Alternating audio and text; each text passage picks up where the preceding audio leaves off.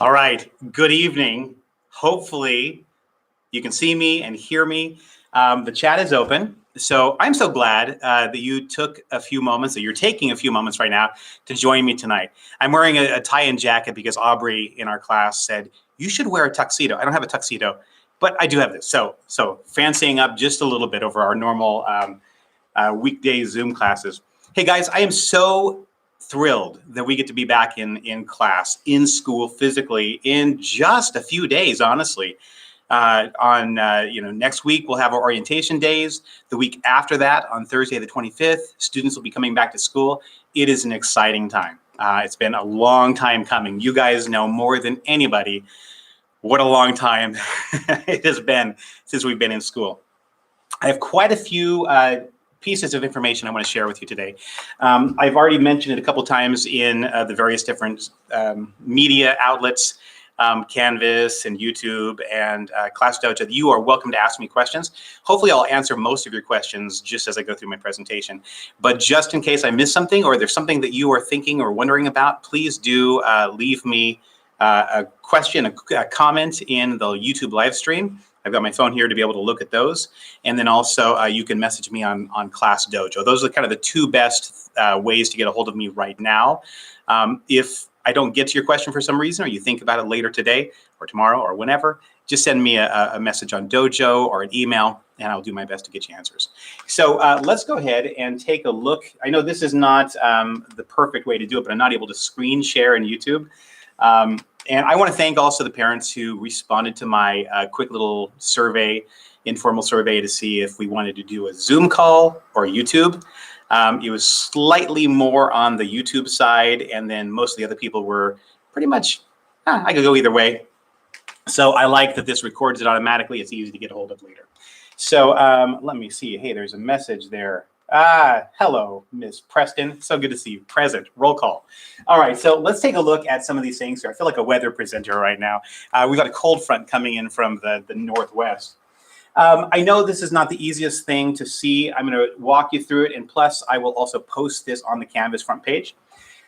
So just to let you know, some of the safety measures that we are putting in place, that we have put in place already and will continue to support. Obviously, masks, staff is all wearing them every day whenever we're around other people. We ask students to wear their masks as well. Make sure that if they're reusable, wash those regularly. And also if they're disposable, that's great, a fresh one every day.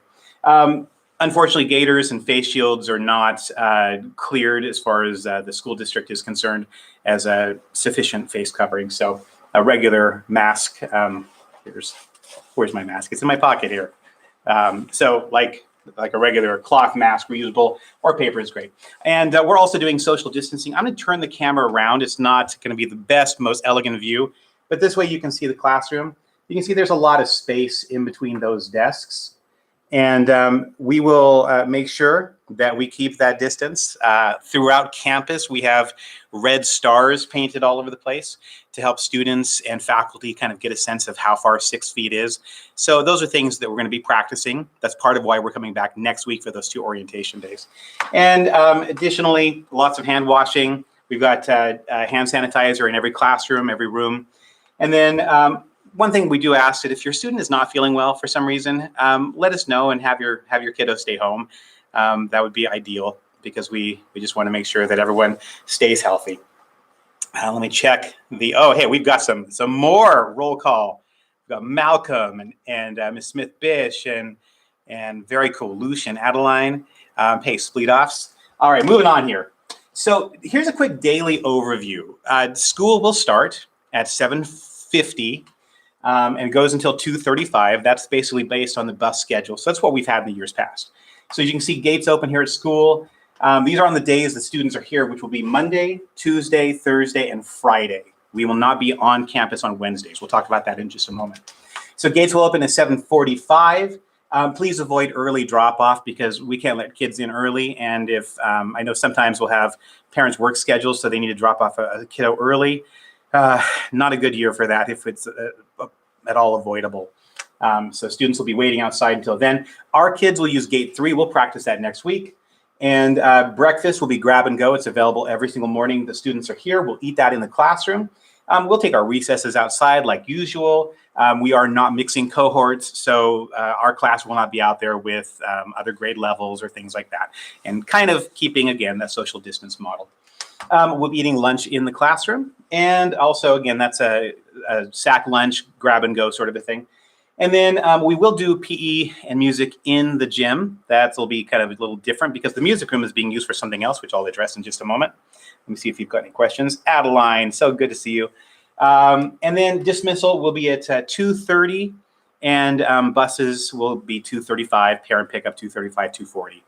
And we'll have specific gates that we exit out of based on whether a student is riding the bus or walking home or getting picked up. And again, those are things we'll practice next week. Moving on, I really do feel like a weather presenter. All right, on Wednesday, now I said on the last slide that students will be on campus Monday, Tuesday, Thursday, and Friday. That's at kindergarten through third grade. If you have a fourth grader, a fifth grader, or a sixth grader, their schedule is a little bit different, and you'll be hearing from their teacher. But for third grade, we are not here on Wednesday. So what does Wednesday look like? Well, basically like what it looks like now. We'll be doing a Zoom class at 8 a.m. until about 10 o'clock. We'll do progress monitoring for reading growth. We'll do some art. We'll do kind of a review of reading and math concepts. I'll try to keep it engaging and very much like what we're doing right now on Wednesdays. Pretty similar. So that will be, again, home on Zoom on Wednesdays, Monday, Tuesday, Thursday, Friday, here in the classroom. Meals at home. We are continuing to offer free breakfast and lunch for students and families. There is a survey, a form that I'll have you fill out that will help us to know if your student would like to have lunch when they leave on Tuesday to take home for Wednesday, or when they leave on Friday to take home for the weekend. So that'll be a form that I'll show you where it is in just a little bit. Let me see. Question. Oh, Mrs. Higgins is watching on YouTube right now. That is so wonderful. We are surely fortunate to have a pretty wonderful leader with us this year. All right. So what will drop off and pick up look like? In a lot of ways, very much like what it's looked like in the past, and in other ways, a little bit different. Now, if you've been at Kennedy for very long, I know we have some former students who are now parents. So some things are actually going to how they used to be. So we are moving where the buses are going to be dropping off and picking up students. The last few years, the buses have stopped right in front of the school in the circle drive. We're trying to improve the traffic flow. So the buses will now be in that driveway that goes through the parking lot towards Delta Waters, that gate that goes out onto Delta Waters. So that's where the buses are going to be dropping off and picking up students, right there on the sidewalk. Parents, we're flip-flopping. Parents are going to be over in the circle drive this year. It's been several years since we've had that as an arrangement, but we think it's going to really improve safety and traffic flow. So you will be dropping off and picking up students in the circle drive. The big thing we're asking you to do is to please stay in your cars. This is going to be a lot of moving pieces as we get kids here every day and we dismiss them at the end of the day. And if we have parents and other family members added into that traffic, the foot traffic, it's going to get really complicated fast. So I know sometimes that impulse is to jump out and go get your kid and get them in the car and head out. I love that. But unfortunately, if we can have you stay in your car this year, that's going to help us out so much. I'm sure you can understand that there's a lot of stuff to consider here. Arrival, buses will come at 7:40. Again, we ask parents not to drop off students earlier than that. 7:45, 7:50 really is optimal time for parents to drop students off. Doors open. The gates will open at 7:50. Students will be waiting in the hallway outside of the classrooms until the teachers let them in. I will always do my best to get your kids inside right away. I know we've got some really cold mornings. I don't want your kiddo waiting outside. So as soon as we get here, most days, they're going to come right in. And on orientation days, this was a question on Class Dojo last week, I will go out and meet students at the front of the school and walk them back. But other days we'll have adult staff members out there at the gates, welcoming students, providing them with breakfast if that's something that they want, just making sure everyone's doing okay. So that's what the day will start out as. Dismissal, 2:35, and parent, again, 2:35. So the buses, we're going to really try to prioritize getting students out to the buses and in their places. And again, parents, please stay in your car and wait in that circle drive area. All right, what do students bring every single day? Oh, I love that, Mrs. Higgins, you are answering questions in the chat right now. That is outstanding. Thank you. So what do students bring every day? A mask. Like we said, a reusable mask that's cleaned every night would be ideal. Or a disposable mask that is a new one every day. I would love to have your student bring a water bottle, a refillable water bottle. That helps them to stay hydrated throughout the day. And they can just fill it up at the sink here in the classroom. That's kept clean all the time. And they can keep the water at their desk. That's a really way to go. Something with a lid, please. Also a backpack. We're going to be doing a little bit of moving around from classroom to classroom. I'll tell you more about that in just a moment. So a backpack to keep things in, particularly that fully charged Chromebook and charger. So I said two things there, fully charged Chromebook. So if you and your kiddo can get in the habit of just plugging that Chromebook in at night, so when he or she gets home, plug it in, make sure it's charged and ready to go to the next day. We will not have a whole class set of extra Chromebooks here in the class. We'll have a couple. So if a student, if there's sort of a little bit of a difficult situation and the student didn't get a charge on their Chromebook, we'll have a couple of spares. But as you think about 23 kids in the class, those one or two spares won't go very far. So please do try to get in that habit of charging your Chromebooks every night. And then also bring the charger cable just in case. Sometimes batteries are a little finicky. And so if we need to plug in during recess or lunch or something, we can do that if the charger is here. Thank you. What will the students be leaving at school? We do some cubbies here in the classroom. And so students will be leaving their daily books. That's that blue and pink daily books that we use every morning. They'll be leaving their journey textbook, their math investigations activity book, as well as spiral notebooks and pencils and things like that. So those are the sort of things that when they come on Thursday, February 25th, bring those things, they should bring those things with them. We'll be using them online before then. So bring them on the orientation day, but they will not leave them here then. They'll take them back home with them.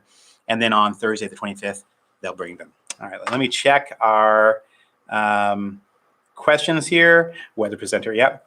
Send lunches, absolutely. Thank you, Mrs. Higgins. How are recesses going to be with playground and how many students will be playing outside? So the way recesses will work is every week, each class will get a section of the playground or a section of the recess area that will be theirs for the week. And so our class might be on the blacktop and we'll be doing ball sports and things like that on the blacktop. Or maybe the next week we might be on the play structure or the next week we might be in the grass area. So it'll rotate so every class gets a chance to use the different areas. And that's our way of keeping cohorts, those groups, from mixing. So they still have fun outside and they get to play with friends. Keeping social distancing and masks during recess, unless they're taking a little break off over by themselves. But we're really going to try to optimize fun, but also prioritize safety. So Michelle, hopefully that was Melissa, yeah. And so the recesses are staggered, so we're not going to have mixed cohorts out there. In years past, we might have had a couple of grade levels in the same area. We're not going to be doing that this year. So again, we're really keeping safety and distinct cohorts in mind with that. Hopefully that answered your question. If not, go ahead and put another chat in there. All right, moving on. So talking about, I mentioned the backpack just a moment ago. We have 23 students. Actually, I just found out we have a 24th student coming. So we have 24 students in our classroom right now, in our class rather. And our classroom is measured to allow 18 students and 2 adults at a time. So that's a little bit difficult math there because we can't fit 23 students into 18 student spaces.